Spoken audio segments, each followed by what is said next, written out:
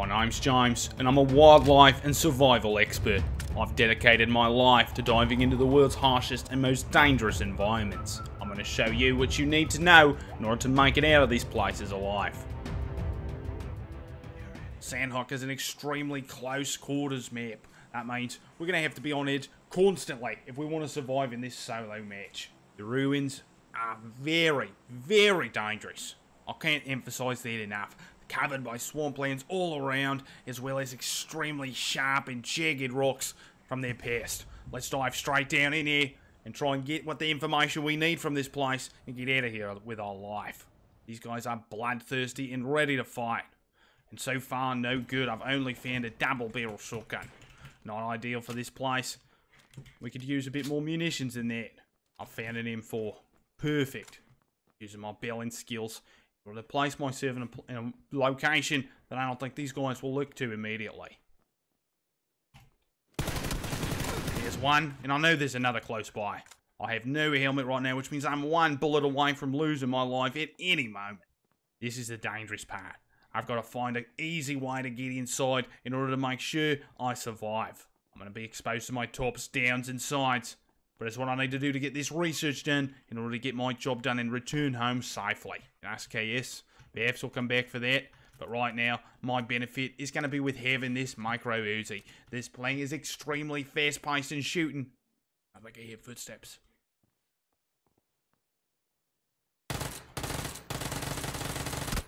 See you fucking later, mate. Patience is a virtue, and I was able to negotiate my way around there and survive. Although I could have lost my life at any moment.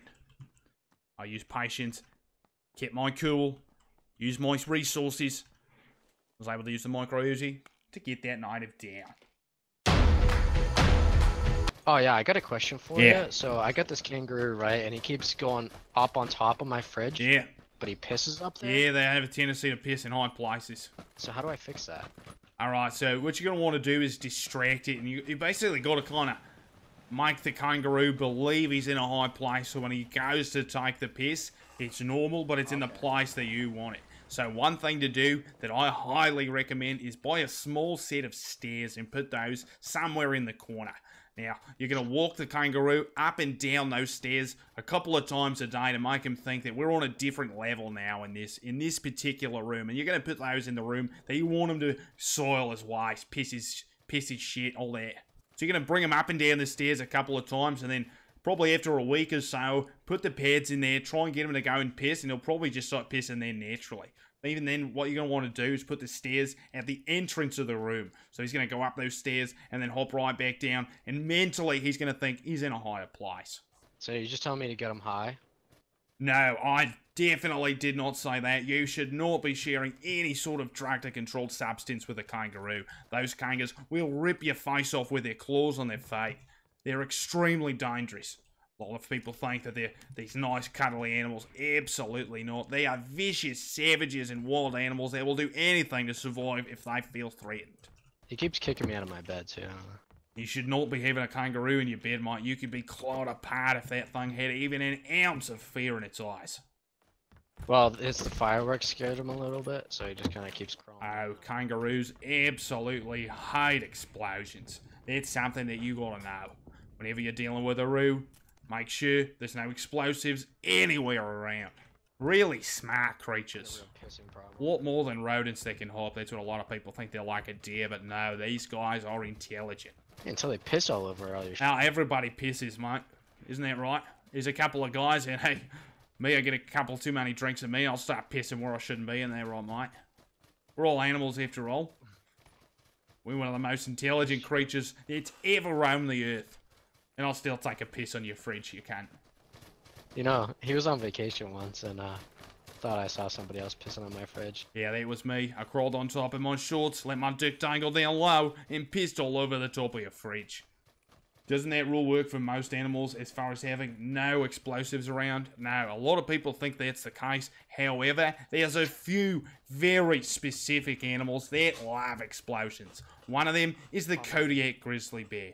They love explosions. However, if you get it mistaken with the common brown bear or a black bear, you are going to be in for some trouble because those guys hate explosions and it makes them extremely aggressive. I want to know what James would do if someone was bringing explosives into one of his rooms. Oh, there is something I highly suggest you don't do. Kangaroos become extremely aggressive when they're surrounded by just about anything, but especially explosives. Some species out there thrive when they hear explosions. However, kangaroos get extremely angry and lash out in the direction in which they heard the explosions. And a lot of people think, oh, that's fine. Kangaroos are docile. They're calm. Absolutely not. They are wild animals. And they will rip your face off with their claws on their feet and hands. Oh, but they carry their babies around, James, in little pouches in their bellies. Isn't that cute? No. It's like Alien versus Predator. No. You're going to have a smaller version of that vicious creature jumping out at you in order to protect its mother, and you're not going to make it out of that situation alive. Alright, mate, let's get focused and move into the circle. If you want to learn more about kangaroos, you can buy my book on Amazon called Roos in the Wild. You can go to my website, jameswildlifeandsurvivalexpert.com. I just done some research at the ruins, found the relics I need, and now we're moving on. We've got the truck to the front, as well as these boxes and broken down cars to our backs, and even ones to the side. We're only exposed to the beach, and I'm not too worried about that. If we get shot from there, good on them. If we could drop it right in this opening here, that would be so perfect. AUG. Not ideal, but not the worst either. There's more firepower and more bullets per second that are going to allow me to get down and hopefully survive a bit longer in this game. Compensated, the AUG is second to none when it comes to the 5.56 weapons and damage output. It's extremely accurate and extremely powerful as well. No dingoes in Sanhok, at least that's right, but at least I know how to deal with a dingo. That's the most dangerous part of exploring any new environment, is not knowing the wildlife, how it reacts, and what you need to do in order to both give yourself the best chances of making out. I know how to handle a dingo or roo with the best of them, but if something else came out of here, I would have to study its behaviour in order to know whether or not I'm going to come off as a friend or as an aggressor. Load the gun. That was a test, Jeffo, and you pissed. I was going to run around with an unloaded gun and see which of my survival cadets would follow around and say, hey, James, that's not loaded. That's absolutely right, mate, and that is one of the most crucial things to do to survive. You need to be able to have bullets in your gun to shoot. Without them, you may as well be toast. There's no reason to rush here. We have no information at all, other than the fact that these houses here are looted, which means they've been passed through, but we don't know if they was at the start of the game or extremely recently. This is a bad situation. I know at some point I'm going to have to get up on those hills, but I don't want to do it too soon, and you definitely don't want to do it too late. I need to cross and get behind that rock, because I know I'm going to have to get up this mountain one time or another. Now it seems like a good a time as any. No shots in a while, and nobody spotted. I might as well make a run for it and hope for the best.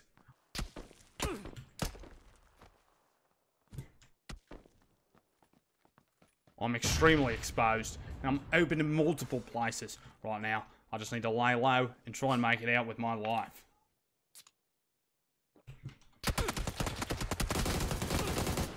Fucking hell, mate. That required the quickest reaction time I've ever had to use to both cancel the first aid kit and then sidestep that cruiser in order to survive their shots. Perfect aim with the compensated AUG, so accurate. Luckily, we still have our level 3 helmet intact, which means we can survive more than just one shot to the head. See you fucking later, mate. That's why the level 3 helmet is superior in that case. I've just seen a guy looping into my rocks. Gotta go watch my back, make sure I don't get another guy up there. I've survived the flank once, but I'm not sure I'll be able to do it again.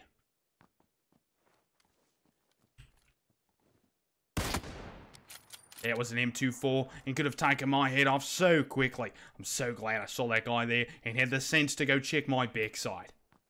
I've got plenty of boosters, and I should use them to make sure to survive. It's just a 1v1 situation now. He's got a QBZ, I've got an AUG and an M24. No better combination to have.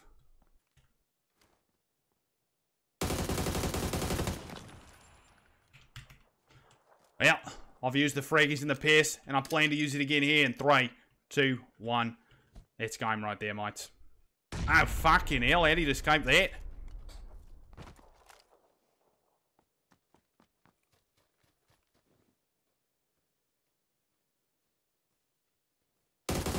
Yeah, you were absolutely clueless and did not have the survival senses you needed in order to survive the game. Nice try, mate. But today, only one man can be left standing, and that's me, James. I dropped to the ruins, I got my research, and I was able to successfully navigate around these savages and get a nice chicken dinner today. Perfect, mate. Absolutely perfect. Well done.